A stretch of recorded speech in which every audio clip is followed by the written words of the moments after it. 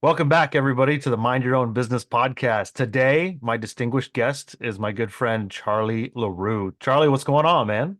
What's going on, Steven? Thanks for having me on here, bud. Yeah, you're welcome, man. I'm glad that our schedules could finally align so we could do this. We've been trying to do this for months now, it seems like. We have, definitely. So Monday was the day, and we did it. Yeah, right on, man. Well, let's dive right in. Let's talk a little bit about your past. You used to fight fires. Now you do fight fires still every day, but just not like real flames. So tell us about kind of like how you started, where you're from, that kind of stuff. Yeah, it's funny you say that because that's what I say every day. Yeah. So obviously I'm from here in New Jersey, town Highlands, New Jersey, really small. It's a local crabbing, clamming, fishing community right on the water, not even 1 square mile. So as you can imagine, a small community has always been my thing, but I've always wanted more and always dreamed of more. My father was a Army fireman growing up. So I was always part of the firehouse type life. They live there half the time and they're home half the time. And growing up in a small community was always blue collar. So whether you were on the boats or you were working with your hands, you were always doing something in the blue collar space. So, I started off when I was really young, 10, 12, trying to work in the restaurants or trying to get on the roofs, trying to do stuff with construction, and you realize, hey, maybe I can't do that forever. So I chose to try to become a professional fireman. And through that, schooling was fun, went and became a fully qualified fireman, went, did all my schooling, got everything. And then I applied. And as you can imagine, getting in as a career fireman is really hard. So it took a year or two to get in there. So I just kept going to classes and becoming more and more educated in it, and finally became a career fireman. And it was great. I was living high on the hog. I was 20 years old, 100 grand a year, motorcycles, cars, like you name it. I had it. And then, I decided to meet a beautiful young lady, and we had a child. And I realized quickly that bachelor life I was living was very different as a fireman than as a family man. So I realized not sleeping next to my wife and my kids was really not for me. And I decided I've always wanted more. So I took a leap of faith. Many called me crazy, including family and friends. And I left the firehouse.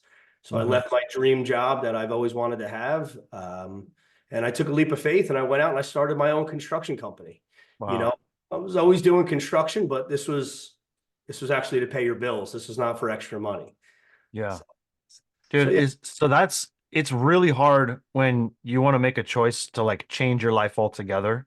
And everybody, I don't want to say everybody's against you, but everybody's calling you nuts.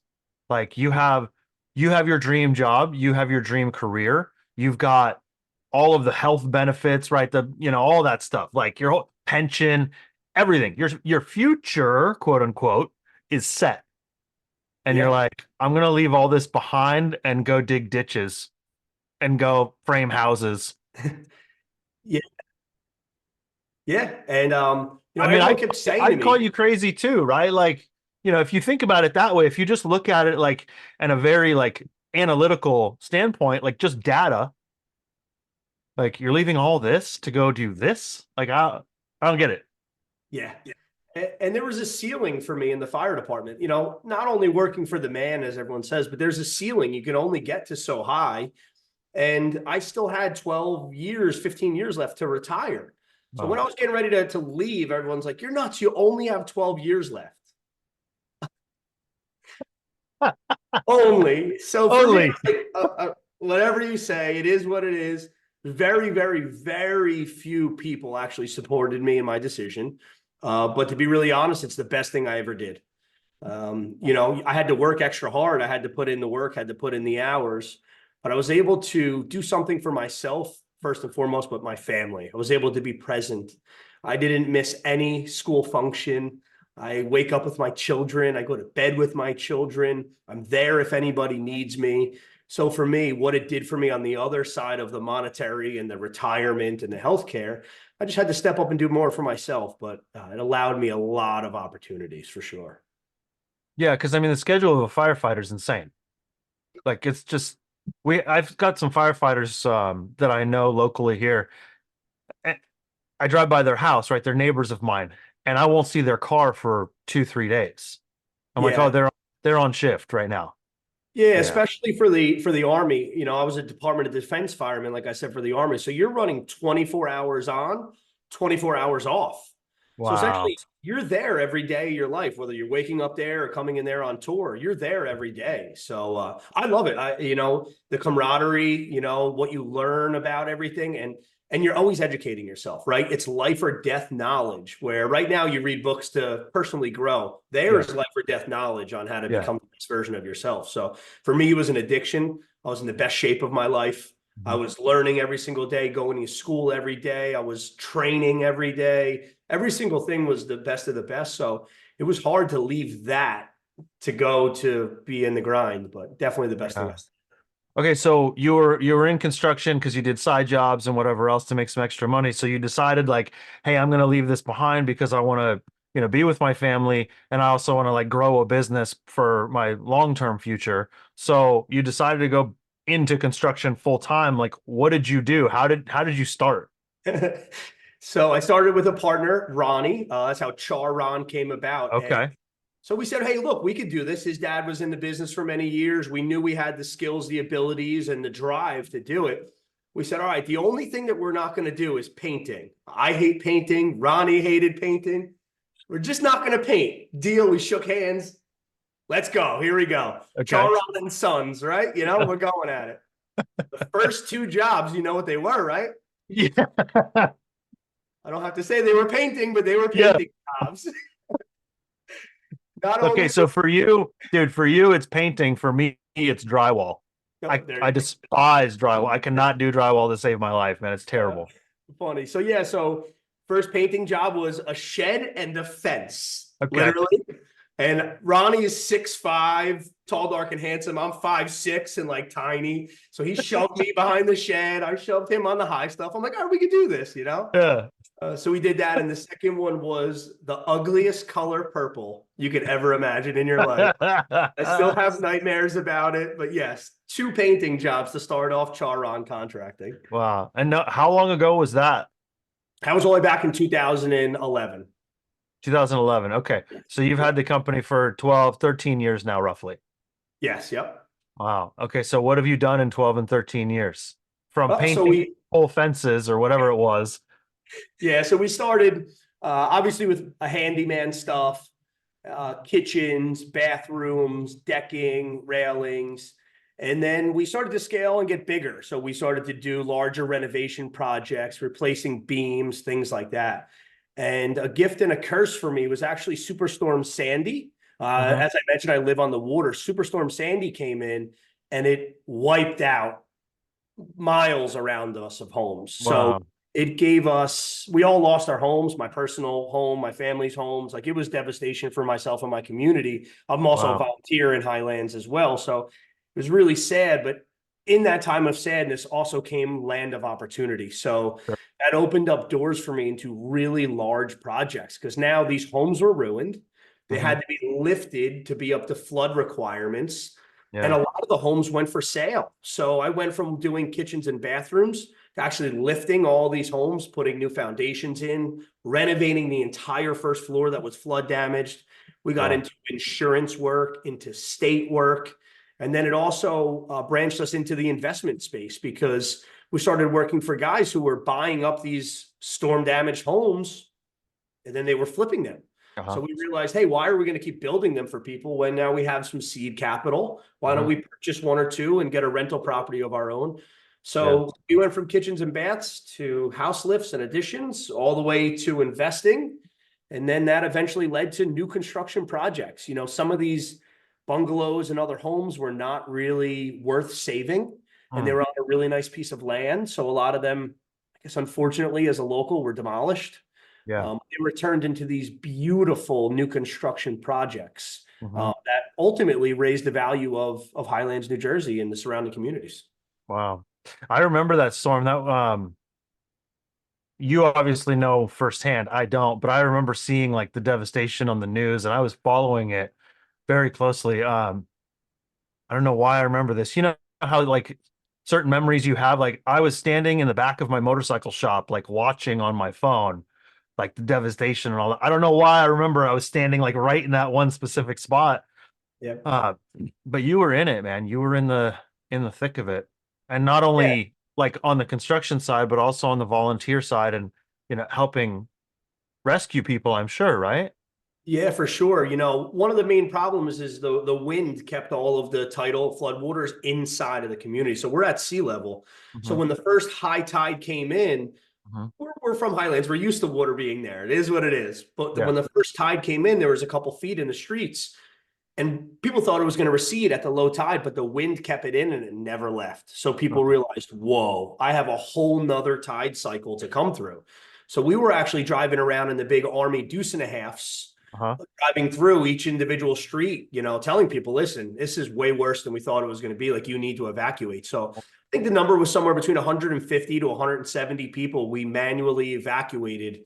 Um, Wow. you know, People that needed to get out at that point in between those two surges. So it Yeah. was really, it was crazy. One of the saddest things for me, it gives me the chills to think about, is lifelong friends and family members seeing there was not enough dumpsters in our area. So everyone actually demolished all of the floodwaters and all the bad stuff out of their homes. When they demolished their homes, they put it on the sidewalk. And instead of it being in a dumpster that you can't see, you saw everyone who you known and loved your whole life and looked at their whole entire life just piled in the front of their home on the streets. And it's a scene I'll never forget. So for me, rebuilding the community was a huge, huge focus of mine. We did a lot of volunteer work with construction as well, just getting people back in, helping them demolish, helping them get heat and electric and life-saving things back in. So there was volunteer Wow. on the fire department side, but also, from the construction side too. Wow. I'm picturing that whole situation, right? And like your life is compartmentalized into a pile of rubble on the sidewalk. Yeah, and then you look at storm chasers and guys of other businesses that come in and are just ripping people off and Yeah. doing really, really things that have no morals. So a lot of life lessons happened to me because of Sandy, because I lost everything, including all of our construction equipment, everything, right? That's where our base was. And then our homes, and then seeing what other people do um, during adversity, the decisions they make, and then seeing other companies, the way they act. It taught me so much in a matter of 1 year on who I really was, where I wanted to go, and what I was determined to do, for sure. Wow. I'm gonna crack a joke, and it's not too soon because it was a long time ago, but how ironic is it that your town is called Highlands? Not high at all. When people still move in here, because we have a lot of outsiders now, a lot of New Yorkers, everyone came over because it's right on the water. It's a beautiful area. And they're like, oh man, I'm nervous. It might flood. I said, no, no, no. It is going to flood. We're below sea level. Like, just get some boots. I don't know. It is what it is at this point. We're so used to it. Yeah. So right now in your construction business, you've obviously grown like a lot since you guys started, and you talked about like new developments and different projects you're doing like that. So talk a little bit about development projects that you're working on.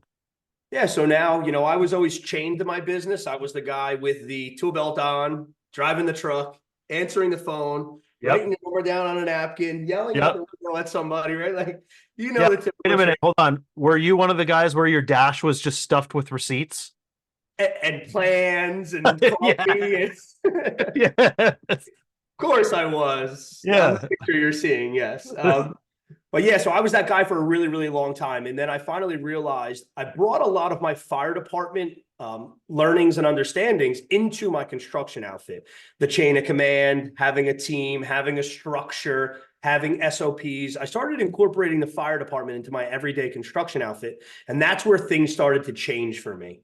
I started building out a team underneath of me. I got an office staff to keep us more organized. I have managers who were managing men, guys in charge of trucks, guys in charge of sales. So I started to treat it like the fire department, really going back to my roots again on what worked for me. Mhm. And then it started to just get better and better, because now instead of working in my business, I was working on my business. Mhm. And that allowed me to look at the real estate side, the investment side, the growth side, true profit and loss, truly what I wanted as a business. And I really became unchained for my business, for sure. And that's been my goal is to show people how to become more unchained. So today we do new construction projects for other clients and for ourselves. We still do house lifts because that's a large part of living by the water. We do additions and renovations. But one of the key things to what we do now, instead of just doing them randomly, there's a system to everything. We handle all of the components of the projects, which makes us stand out largely as a general contracting outfit in a small area. So we do have a showroom in a warehouse, so we could show you our products. You can always come in and talk to us, which is very different in our area. Mm-hmm. And then we do everything from the design all the way to the completion of the project. So a lot of people would come to another construction company with an idea. They would ship them off to an engineer, to an architect, to a designer, and then they would come back. And there's too many chefs in the kitchen where we do all that stuff in-house. So we're able to take your dreams and your wants and needs and turn them into a reality right here. We go to the township, we get you the approvals, we bring you to our showroom, we show you the products that fit with your budget. We set you up with a field manager to go over your time and manage your project the right way. We show you the entire process.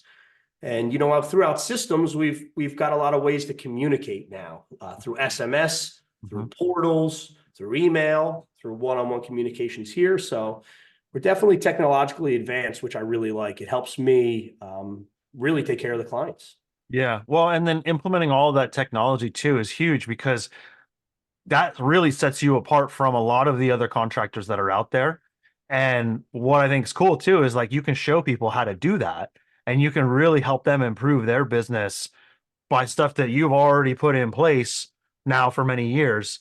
And I think that's really going to help people out in the future. So touch on that a little bit, because I know that, something that I'm really excited that you guys are doing, you and Silvio, you're helping other people do this, right? You and Silvio are both contractors. I'm also in the contracting space as well, but you guys are definitely at a different level operationally than I am.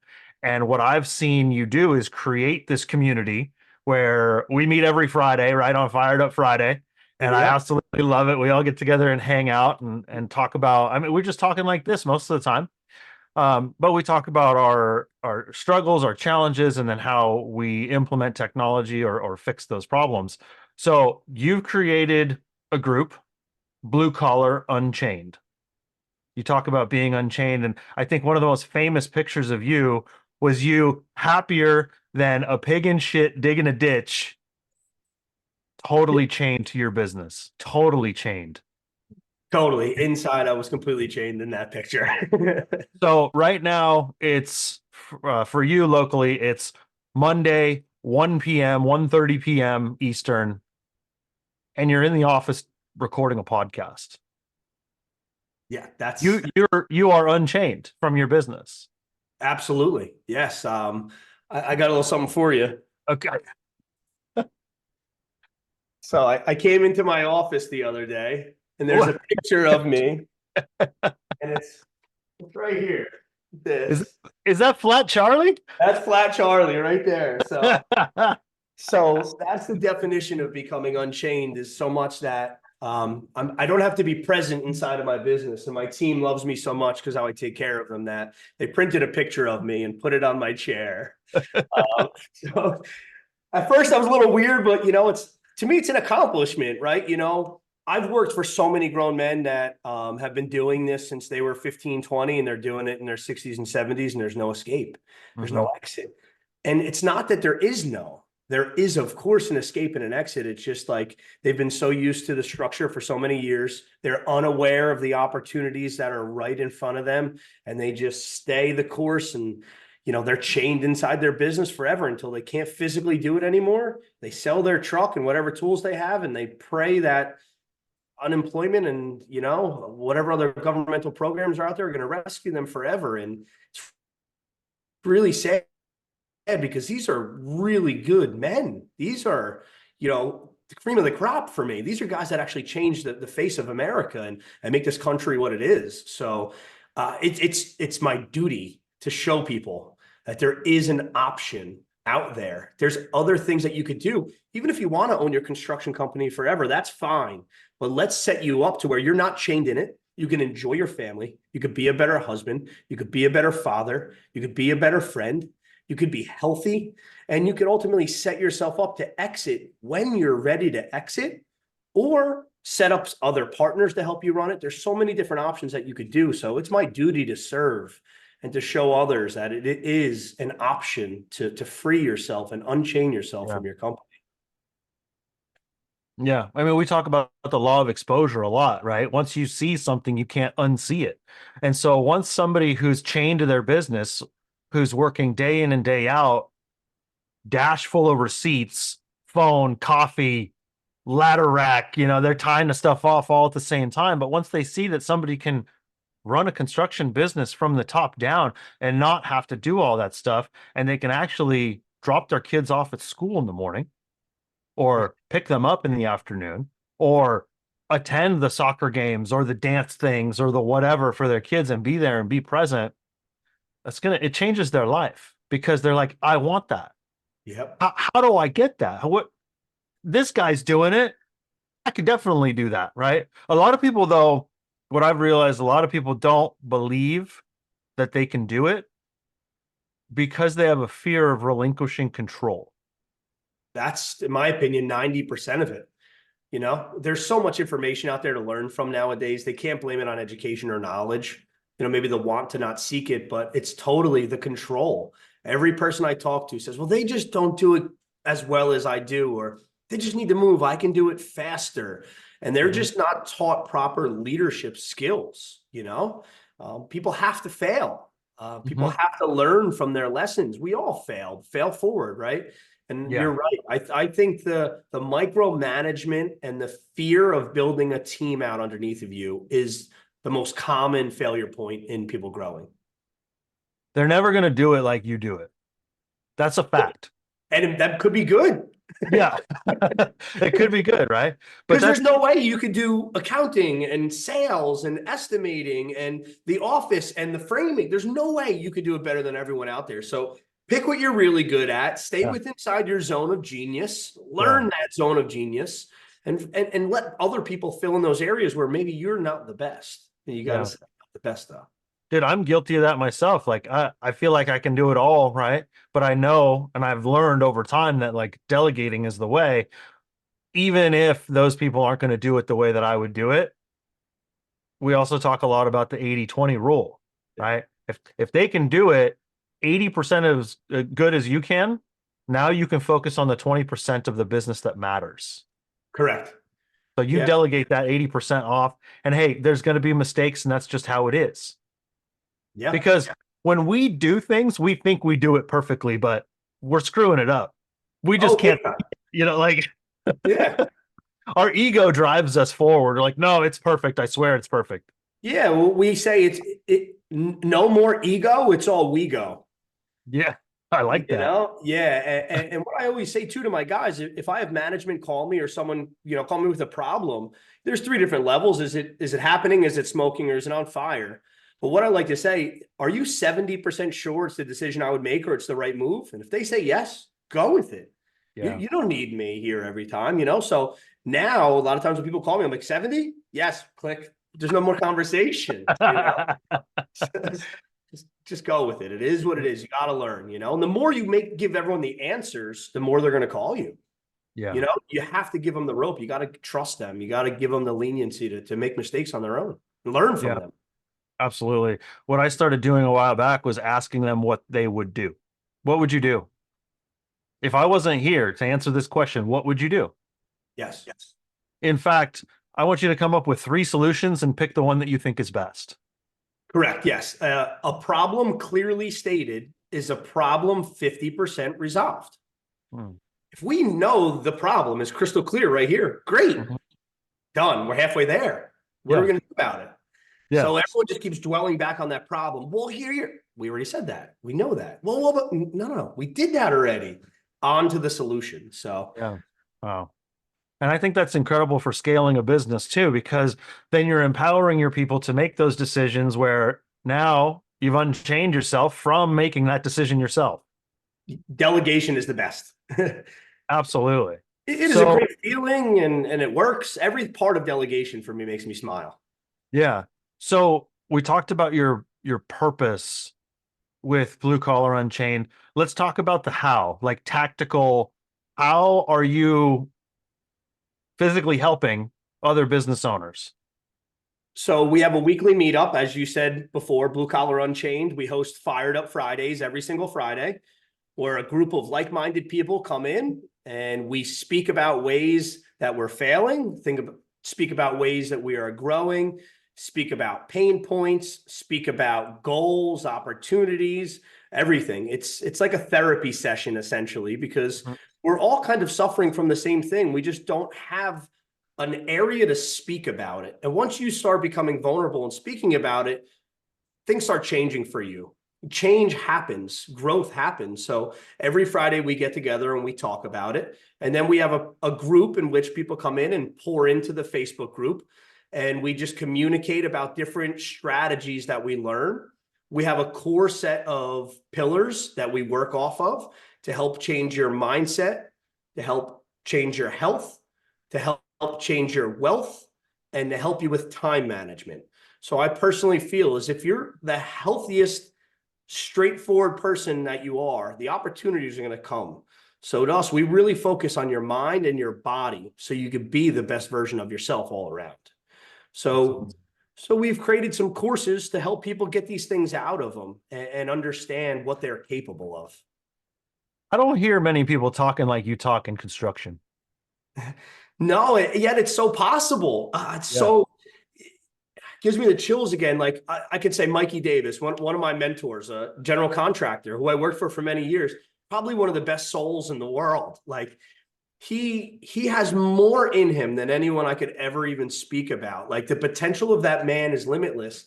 It's just he's chained to his business, Mm. and him as a person, best father and husband I know.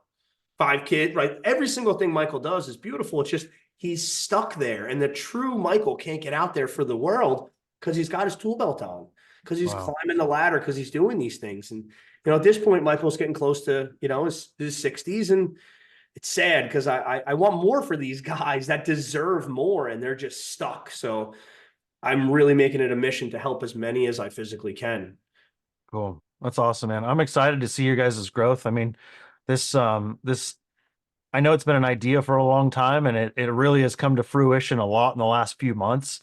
And you guys even hosted an event recently in the Poconos, right? Yeah, that was awesome. So we got a group of 15, 20 people out to the Poconos.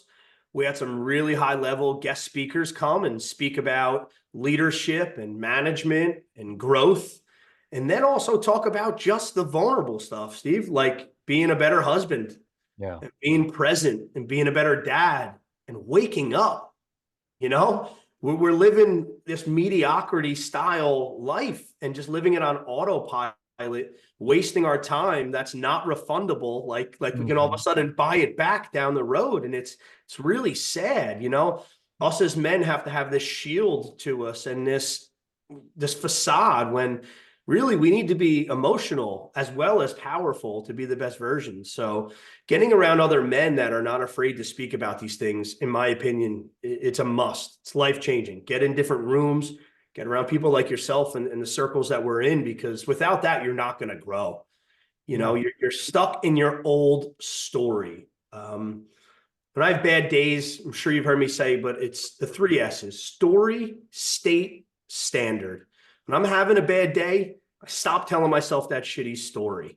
I tell myself a better story and it changes. I get out and I change my state. I move, I get into a different environment, I change my state, and Mhm. ultimately change my standard. Mhm. Because if I tell myself a better story and I'm changing my state and I'm becoming positive, my standards for what I allow in are at a very high level now. So Yeah. I That's focus on a lot of those things daily. that's unbelievable, right? Because I've only just discovered these business mastermind education groups, whatever people want to call them. I've only just discovered this like a year and a half ago. Mhm. And I absolutely, dude, I feel like I've been missing out, right? These are the shortcuts Yeah. to get to, I mean, dude, my growth in the last year and a half has, I don't know if I could measure it, I would say I'm 500% different. I've changed 5 times over in a year and a half. and both professionally and personally, right? As a business owner and as a father and a husband, family man, I'm I'm super grateful and fortunate, and especially like, for our relationship as well. Yeah. I'm extremely grateful, that we met. We met because of doing the tax credits business. That's how we met. So a lot of people don't know we have a 6 and close to 7 figure side hustle that is unreal, and we've helped so many businesses in our community and outside. It's nationwide, of course, and we've grown so much just because we're helping other people. And that's a huge thing that you're doing, obviously, with Blue Collar Unchained, is you're helping those people. And as you help people, you help yourself, right? Because you can't teach something until you have a mastery of it, right? Or a quote unquote mastery of it, right? It's that level of like when you're learning a new skill, and the top of learning that skill is being able to teach it to other people. Yes. Now you're able to teach that to other people. And that is, for me, that's the pinnacle of being able to help other. It's teaching a man how to fish instead of just giving him the fish. That's it. Right. Yeah. The amount of relationships that have come in the same time as you mentioned after what you learn, it's can't even explain how grateful I am for them. As you grow, they always teach you grow together and not apart. And sometimes you can't grow with everyone, whether they're not in that stage of their life or you just don't align anymore. So the growth also brings separation and it brings new relationships. So I'm so grateful for the new relationships that I have because they've really helped me a lot over the last year and a half, 2 years of my life. They've, let's face it, rescued me in certain scenarios, Yeah, me it's the too. truth. And Yeah. that's why I speak about your shield, and men don't have to be as guarded as we've been taught our whole life. We can be open and vulnerable and communicate way better than we're told that we should. Yeah. I agree. I agree. Especially in blue collar, right? Blue Yeah. collar, we're always taught, oh, we got our guard up and we're the tough guy, and I can pound a nail through my finger and not even cry about it. Yeah. And especially, we're taught with our relationships. I'm a general contractor. So every other GC in my area keeps all of their subs to them. You Hmm. can't have that guy. No, he's my flooring guy. No, that's my window installer. I'm the complete opposite, right? If you know me, I'm here to help you. Hey, Yeah. that guy works with me because I'm running a tight ship. And if you want him to work for you, you better have your T's crossed and your I's dotted. But come into my space, come into Fired Up Friday. You'll Yeah. see all my friends, you'll see all my subcontractors, you'll see all my answers, you'll see my affiliate pro, you'll see everything. Come Yeah. on in. I'm here to do things together. Yeah.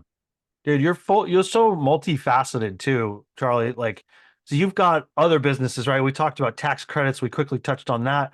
But you also are a part owner, right? A co-owner of a sneaker apparel shop. Tell me like about that. Like, I know there's a lot of sneakers, but you guys have all the other products and stuff. Like, what's that all about?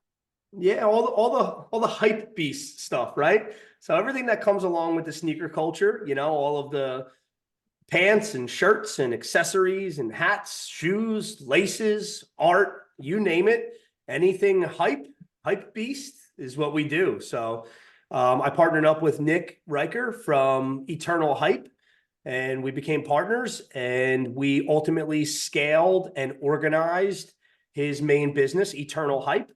And we created such a systematic approach to it that we were able to scale and open up a second location.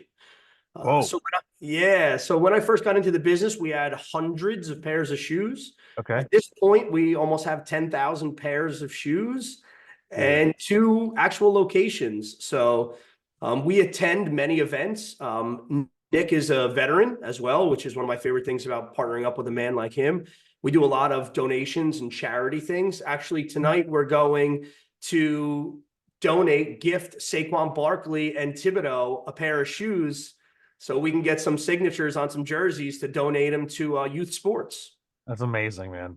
That's Yeah. amazing, right? And a lot of what we do goes back to giving and helping other people, right? This is obviously a common thread throughout our entire conversation and many conversations we've had in the past. And I think that that's extremely important, is to always give back and always, as one of our mentors says, flex that giving muscle. Yes. Not a Yeah. flex. And the best part of the sneaker business for me personally is my children. I have a 10 and 12-year-old son, and they know every sneaker in the world. They know every pair of clothes, who has it, how much it should cost. And to me, I have no idea, right? Yeah. I have no idea. So when I kept on going into Eternal Hype, my kids always knew what was going on. Nick is a great person, as I said, veteran, he's got 2 kids himself. He always was a gentleman to my kids. And finally, he's like, Charlie, I see what you're doing in your other businesses. Like, I think we could really do something big together. A couple months later, my kids still loved going in. And I always had something to talk to my kids about. I realized maybe this is something great. I love business. My kids love sneakers. I've known Nick my whole life. We played baseball together. Like, Okay. why not do this thing? So now I have a lifelong friend, a veteran, and my children involved in a business. Yeah. My kids are now buying sneakers at retail, putting Okay. them inside of our store and selling them at resale price and making money every single month. So outside of the money, they're learning return on investment, they're learning inventory, they're learning profit and loss, they're learning true ways to be entrepreneur, the struggles, the growth, the pain points, everything. Yeah. So I wish someone did that for me at 10 years old. There's So my kids are just, it makes me really excited to see what they're learning already from it. And I know it's going to propel their life forward. Yeah, absolutely. I mean, they're immersed in it, right? So they're thrown into what I would have what I think I would have loved to be thrown into when I was a kid, right? My business journey started not when I was 10 or 12. It started somewhere around like my, early 20s, like we're really in business. But had I been really exposed to that and pushed into that when I was 10 or 12 and gotten excited and saw like, hey, I'm actually making money. And I'm not making money like selling candy bars and C's candy and stuff at school. Like I'm making real money for 10 and 12 years old. It's like, dude, I just made $100, 200, 300, whatever they're making on those pairs. Like, I mean, that is a huge life lesson. Is because it's also like this culture, this day and age, right? With social media, everything is instant gratification. Mm-hmm. It's all dopamine hits, right? That's why TikTok's so popular because it's like 30 seconds, next. Yep. So for them, like they buy a pair, they sell a pair, boom, they got money. And Yeah. so it's that instant gratification, but it also teaches them the long-term effects of now what do we do with that? All right, let's double up. Let's reinvest that. Let's put that money over here. Let's save a stack. Now, maybe we're going to get our own store, buy our own piece of a store, or something like that later on. Which, dude, Exactly. I commend you for cultivating that and nurturing that within your boys because, like, we're creating the future leaders of America, is what Yeah, we're doing. that's our duty. It's our That's duty our to serve our children. Yeah, it gives me the chills. absolutely. Yeah. What's really neat too is throughout those wins, there's losses, of course, right? And Yeah. lessons that I teach them through this. Dad, can I have money to go to the store? Well, you just spent your 200 on those shoes over there. Maybe you should have bought a pair that was 150, not 220, and you still have $70 left over. Yeah. Also, they're learning real life lessons, but learning through the win side has allowed me to even broaden their horizons more. Like I'm reading them a book every night before bed. Even though they're 10 and 12, they still let me read to them, which I think is so beautiful. And they really look forward to it. But I'm reading a book from J.D. Rockefeller to his son, John, the 38 letters. Yeah. So I'm reading to them every night these letters from Rockefeller to his son. And after the letter, we interpret what it means. And what means the world to me is they are tying it back to our life. That's So cool. when they're talking about luck versus hard work and doing the hard work puts you in lucky situations, they're like, well, Dad, this is what you just talked about last week when you were saying X. Yeah. And when they're talking about taking over an area, and when he was buying all the oil places and buying a whole area, Dad, this is why you bought that store out over there to take over that spot. So they're seeing these life entrepreneurial lessons in front of their own eyes and tying it to their life, which, oh man. Dude, they're gonna run their high school for sure. Yeah. It's really, really exciting to see the growth through my children, right? We're humble, we're grateful as men. But when you see your family dynamic growing because of it, and I've always wanted to leave a legacy, it's starting to click for me. What I'm doing is going down the right way. That's amazing, man. And I'm a few years behind you when it comes to that. My daughters are 3 and 6. And so, but we're just starting those conversations. My 6-year-old is now starting to understand the concept of money and the value of money too. Hmm. For example, we go to the zoo often, right? Take the kids to the zoo. We got a membership to the place, but every time at the end of the zoo, it's the gift shop, right? And my daughter, my 6-year-old, she's in love with stuffed animals. She's like, no, I don't have one of those. No, no, no, I got two of those ones. I don't want those. And she's starting to make these choices when we go into the gift shop, right? And they have expensive ass stuffed animals, right? Like $50 for a leopard that's like this big. And she uses her own money that she's been gifted or she works for at home. She does little chores and, we pay her. So she earns money herself. And so the last time we were there, we're like, you have $50. She's like, cool, I got $50. I'm going to spend 50. I'm like, well, you could spend 50 on this one leopard here, but I think there's some value in looking online to see if you can find one a little less expensive that maybe looks the same. And then you got some money left over. So I did as like a super proud dad moment for a 6-year-old, especially, right? We're in the gift shop and we're looking on the phone at the different ones that are available. And she's like, Dad, that one looks exactly like this one. And I was like, yeah, it's half the price. So you'll still have $25 left over after you buy it. She said, well, I don't want this one here at the store. Let's buy that one. Oh, It's just, but it's also delayed. So it's a lesson in delayed gratification because she can't have it right now. It has to be shipped to the house and it's not going to show up for 3 or 4 days. yep. Yep. When That it is does awesome. show up, dude, like that moment right there. So delayed gratification, the value of money, it shows up 3 or 4 days later, and she's just as happy with that acquiring it 3 to 4 days later versus getting it right then at the zoo, and that's Beautiful. proud dad stuff, right? Yeah, the wins through your kids, they're the best for me. My son, he's in the public school system still, not my favorite, but he's there right now. And he had state testing that they did the other day, and he tested at the top of his class, actually almost a grade above. Wow. And I was asking him, like, hey, bud, how'd the test go? What was? He said, Dad, I did so good. And there was one spot where everybody, kind of had a lot of problems, but I didn't. I'm like, oh man, well, what happened? Talk to me about it. He goes, it was actually on entrepreneurs.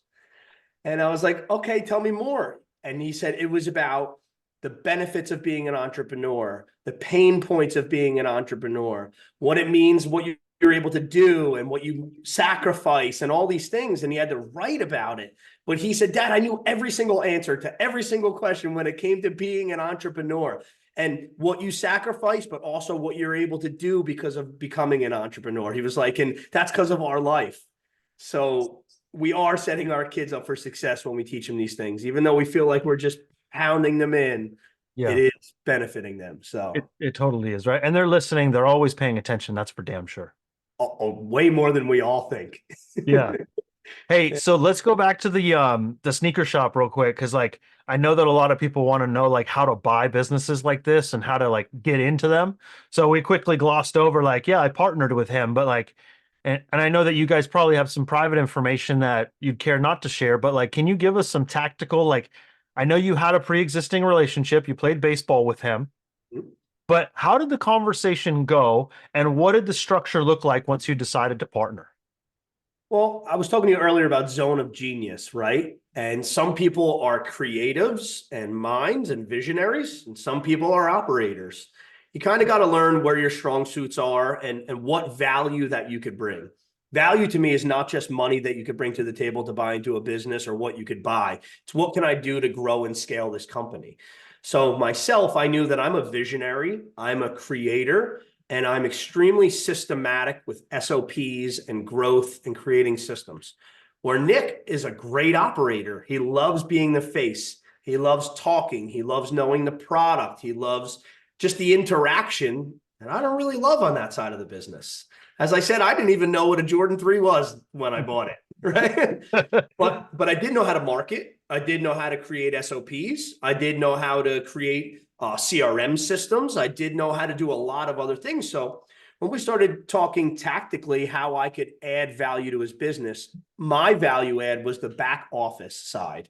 I could bring more leads in. I can help close leads. I can create future business. I can help with branding. So I told him the things that my strong suits were, and I asked him what he would bring. And he would bring the operations side, the daily management, the knowledge, and we figured out ways to make both of our ideas mesh together, created a fair way to move forward, which fair is one of my favorite words in business, created a fair way to move forward, signed the marriage and divorce policy. Yes. All in one. I don't do a business unless you create your operating agreement and your divorce policy the same day. Don't ever get it. I agree 100%. So we created the marriage and the divorce policy all in one, and we went to work. And that's it. We started with our systems and growth, and here we are today, not even a year later, and we've more than 5x'd our store. So 5x. Really, yes. Yeah, it's huge. The ceiling is unlimited for that world. And we're just now getting into other growth. You have to grow. You have to fix all your systems first before you can exponentially grow. Now we're getting into brand ambassador programs. Now we're starting to collaborate with other designers and creating all of our own branding and our own gear. Now we're traveling to sneaker events across the country. Now we're hosting at our new headquarters podcasts, interviews, challenges, events. So we're just starting to really ramp up. It's really exciting what we're going to do this year. Dude, I'm so excited for you guys to grow that, because it's also completely outside of like our history, our blue collar backgrounds, right? It's like way over there. It's not even anywhere near. It's like sneakers on a job site. Like, what are you talking about? Get out of here, you know? Yeah, it's great, but it's fun, right? Yeah. I'm doing what I love to do. I love being the visionary. I love creating. I love organizing systems. I love problem solving. It's my favorite. I don't know why, but it is. So Nick lets me do that inside my business, and I let him do all the other fun stuff that he wants to do, and it's fun. I mean, going from painting a room purple to selling a sneaker, I'll take it. That's awesome, man. One of the things that I kind of glossed over real quick is like being in the rooms with other people, right? Getting into paid mastermind groups, right? You and I are involved in a couple. How long ago did you learn about these type of things and then get into them? Within 2 years. Okay. So the first one for me was the Lions Den with Sean Whalen. And then I was introduced. Obviously, there's a lot of podcasts and YouTube videos and stuff out there, but the other mastermind world I got into was Mark Evans' DM. So Sean Whalen's Lions Den and Mark Evans was my first two that I became a part of, and I still am to this day because of the opportunity inside of them. Yeah, absolutely. I mentioned if it were my last amount of money to be a part of that monthly buy-in, I would put it into that, and I would go into the group and ask for help. Yeah. If I was down to my last dollar would go to that group and I would ask for help. That says a lot. Yeah. I'm indebted forever. I'm forever indebted to that. Even you with ERC, just affiliate marketing stuff. What did you 100x your investment? Yep. Right. My next 10 years are paid for. Yeah. Realistically, right? Like realistically, yeah. 10 years are paid for. I'm good. Yeah. And not only that, but like my first week in, I had a conversation with Mark that saved me probably close to $200,000. Yeah. And yes, so that. the money, and then what you mentioned before about the relationships. Yeah. We're all seeking more. I come from a really small community. As I said, Mark dubbed it the king of the dipshits. Like, what do I have for me here? Yeah. I want more. And I'm considered a cult follower, this crazy person who, wants all these things. I'm weird to everyone else in my area, yet there's normal to me from other guys that want more out of life out there. And that's the proximity in the room that you talk about. Proximity is power. Proximity is power, right? And I mean, yeah, dude, we geek out about this stuff for hours and hours and hours, right? So speaking of hours and hours, we spent a number of hours on a private jet together recently. We did. And I would say that, I mean, you've done that a few times now. 2 times? Was that your second time you did it? Yep. That was the first time that we chartered our own. That was. Yeah. And that's huge, right? So from a couple years prior, thinking that you just got to be like grinding in your business and not working on top of your business, to now chartering your own private jet to go to a mastermind event that we attended together to learn how to grow and work on your business and also expand your network and to help other people do the same. Yeah, and that was the common thing that we all figured out on that jet too, right? We're here to serve. Yeah. As much as we talked about opportunity, it was about serving. 50% of that conversation was about being a better husband and a better father. It was. Grown men choked up about getting ready to jump off the jet with a parachute and get home to their family. Yeah. Like it's life-changing to see how much growth comes out of those type of things when you do the uncomfortable. Yeah. It's uncomfortable paying that bill. It's hard. Yeah. No part of it felt good. I can promise you that. Except for what you grow inside. Yeah. Everyone's like, you're wasteful or all these other things. I honestly, I don't care what you think anyway. It is uncomfortable, and that's why I did it. That's why I live my life that way. But what we grew out of it, what we've learned about each other from it, what relationships were forged, and how much capital is coming because of those, it's exponential. Yeah. And we keep on going, right? Because it's extremely valuable. It's also soul nurturing to be able to help people and serve people, like you said. Correct. We can't stop, right? We're just flexing that giving muscle like constantly now. Yes. I mean, I don't know if I told you or not, man, but like before I got into any of these groups, like I never gave money, I never donated money to anyone or anything like that. And then last year I 100x'd my giving from the year before. Good for you. I mean, I would have never done that had I not been around people doing the same thing. And so if I could leave everyone, and I think you'll say the same, if I could leave everyone with like one thing, if you learn nothing from this conversation whatsoever, learn one thing, and that's to give and to serve other people. If you lead with giving and serving, the opportunity will come to you. Yeah. That's 100% fact. Yeah, it is. It totally is. Yes. You'll never make me believe anything else. And you become a better person in doing that. And that's really what it comes down to, is like, it's the personal development component to it, where like I have to become a better person in order to give and to serve and to release all of the selfish desires. It's like, I'm just here to help, dude. What can I do for you? Yep. Next time it floods in New Jersey, by the way, give me a call. I'll see if I'm around. And when you lead with serving, it's peaceful. Yeah. As a blue collar person, you live high on edge. There's always a problem. There's always drama. If you lead the other way with serving, it just grounds you. It shows you to be patient, be humble, be kind, accept more than you used to, changes your whole outlook. Yeah. And with that being said, man, I really appreciate you. I thank you for spending the time with us today. I know that a lot of people are going to get some massive value out of this. If people want to get a hold of you, how do they do that? Well, my cell phone, social media. I'm on Instagram, Charlie _LaRue_ Charlie with IE, LaRue, LARUE_. I'm on Facebook as well, Charlie LaRue. And my general contracting site is char-ron.com. So awesome. We'll put all that stuff in the show notes for everybody as well. But Charlie, I really appreciate you, brother. Thank you so much for everything that you're doing for the community as well. You as well, Steve. Thanks for your time, bud. Yeah. All right, bye.